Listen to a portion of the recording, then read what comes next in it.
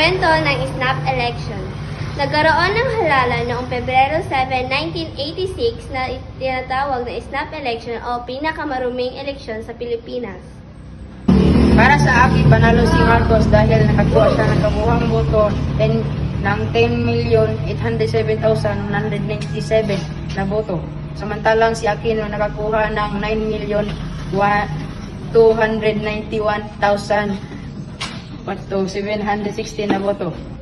Para sa akin, si Corazon Aquino ang tunay na nagwagi kung saan nakakuha siya ng 7,158,679 kumpara kay Marcos na nakakuha lamang siya ng 6,532,362 na boto. Dahil dito, umugong ang mga balita ng minanipula ng administrasyon ang naging resulta ng halalan.